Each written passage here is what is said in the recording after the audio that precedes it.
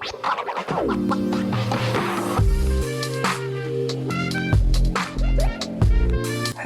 and welcome to the Coming Down to Earth with Spirit podcast with me, your host, David Hale. In the podcast, we'll be talking about mediumship and all things spiritual in a down-to-earth and honest kind of way, with a touch of humour also.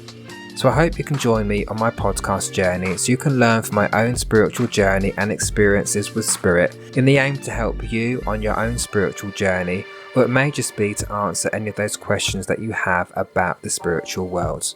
So join me now as we get into this episode. So I wanted to start off my podcast with, by turning a video series that I've recently started on YouTube into a podcast so people can listen rather than having to watch a video of me talking. And I started the video series with the aim of educating people who are either learning to be a medium or just people who want to know about the spiritual world, what happens, what is mediumship, how does it work, by discussing my own examples and real life experiences with spiritual moments or readings that I've done for other people. So hopefully you'll find the episodes entitled Spiritual Impacts interesting, and you will hear me referring to the video. Of course, this is a podcast, so you don't see a video, but it does reference the videos that I have now turned into this podcast. But if you do feel inclined to actually watch me talk about these topics, you can go to my YouTube channel, which is davidh_medium, but the content is exactly the same. Let's get into this episode. And in this episode, we're going to talk about an impactful spiritual moment. And in this case, it's going to be about a spirit manifestation. And what is a spirit manifestation? Well, some people might call it a ghost. I don't necessarily want to use that term, but it's just how spirit want to manifest themselves physically so that we can see them with the naked eye, but sometimes with our third eye as well. But no, it's how spirits want to present themselves at that particular moment. And I wouldn't necessarily have believed in spirit manifestations myself until I actually experienced it for myself. And that's because although I do what I do, I still have I still have that logical side of my mind, right, which we all have. And I have those moments of, I need to see things sometimes or experience things in order to believe them. And that's a lot of how I operate. I don't put every single thing down to spirit. But if they show me something, they make me witness or experience something, then I can't deny it, right? And this is that case. And spirit if I talk about very briefly about past mediumship these days is very much mind-to-mind communication, which means that we're communicating with spirit with the mind, all right? It's called mental mediumship. Now, back in the late 1800s, early to mid 1900s, spirit mediumship was slightly different in the sense that physical mediumship operated a lot more back then. Yes, there were a lot of frauds within that movement as well, but physical mediumship from the point where spirits could manifest and show themselves to people that were sensitive enough to see them. It doesn't happen so much these days because the earth that we live on today is so dense and so heavy. If you look at just the technology that we have, that clogs up the airwaves, we have phone towers, microwaves, satellites, all this kind of stuff, and that really makes our atmosphere heavy. Back then they didn't have all those things, so to see spirit was a lot easier than it is today. So moving on to this example, it was going back to, I think maybe 2018, 2019. I was still relatively new into my spiritual development and my mediumship. And at the time, myself and my partner were living in a flat in London. And just to give you a visual, the way the flat was set out, along the corridor, if I'm looking up towards the bedrooms, the front door was on the right, the kitchen was directly opposite on the left, and it's just an archway. There's no door to the kitchen, it was just an archway, and at the end were the bathrooms, the bedrooms, and behind was the living room. So we both got up this particular morning. I was going to work, my other half had the day off, and as we were going towards the kitchen, and as I was about to turn to go out the front door, as I turned around, I got a very quick flash of the manifestation of a spirit boy stood in our kitchen. And it kind of startled me a little bit, and to the point where I thought, okay, am I just a bit tired? Have I imagined that? Have I just magicked that up in my head? But I thought, no, there's no reason why I would see this particular boy who I have got no connection to in our kitchen. So I happily said to my other half, because he looked at me and said, no, what's going on? And I said, I think we've got a dead person in our kitchen. See you later. And I left and went to work. Cruel of me, I know. And it was on my mind going to work, at work, coming back from work. I thought, why? I was trying to rationalise in my head, what was I seeing? Why did I see it? And so it bothered me to the point that I thought, I've got to sketch I've got to draw, sketch, whatever, who and what I saw. And I'd done a little bit of spiritual art at the church I was a member of. And so I did a workshop on spiritual art, and I thought, I'm going to draw this person. So I sketched just the face of what I saw of this young boy. And after I'd sketched him and drawn him just with charcoal, I just did what I saw.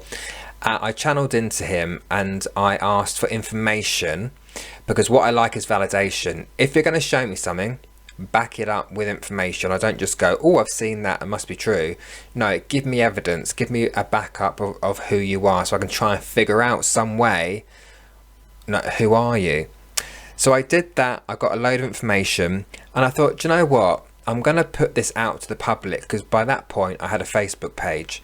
And I thought, I'm going to put it out. I don't normally do things like that, because no one's asked me for a reading, but it bothered me for some reason. So I thought, I need to put it out there. And so I put up my Facebook page and I said, does anybody recognise the face of this boy? I've got information about him, but if you recognise the face, I've got a name, and the name was Adam. If anyone recognised this person, let me know. Not long after that, I received a message from somebody who I knew in Cambridge. Didn't know her very well, but she followed myself and two other of my comrades at that time. We were I was a drag queen for 12 years, and we were part of a drag group, and this lovely lady was one of our followers to come and see all our shows. Lovely lady. And she messaged me to say, I recognise that person and with that name. And I said, okay, do you mind then if I give you information about what I picked up, just so we can confirm this person belongs to you? She said, yeah, absolutely, but I can't talk now. I'm at work. So what I decided to do is just be brave, and rather than have that back and forth interaction about what information I had coming through, I decided just to give what I got. So I had no validation for any of the information at all. I just thought, no, I'm going to trust what I've got here, and I'm just going to give the information that I picked up. She came back to me, and she was quite amazed at what I'd picked up, because everything I had said was absolutely true. His name, I also picked up how he passed, I picked up his personality, I picked up where he passed, and all bits and pieces which I now can't remember. But she understood that, and it was actually a partner who had taken his own life many years before. And the interesting thing is, the partner, he showed himself to me as a kid. He didn't pass as a kid, he passed as an adult, but for his own reasons, which I won't go into, he showed me himself as that child. And she actually sent me a photograph of him as a child compared to the drawing that I had drawn as well, and the likeness is very similar. So what's the lesson here? So the lesson there that I learned from that, and this is something that you can take as well, is that I learned to trust what I see and what I sense and what I feel, because since that point I have seen a couple more manifestations as well. And because of my first experience, this one, I know that I can trust the other things that I do see. It doesn't happen very often. As I say, in 6 to 7 years I've been doing this, I've only seen about 4 manifestations maybe. Not very often, but it does happen. But I know now to acknowledge it and to say, yes, okay, I saw that, and if I need to get information about that, so I'm able to give a message to someone, then again I'll do a similar thing. I will draw them, I'll put it out there, or it depends what the situation is.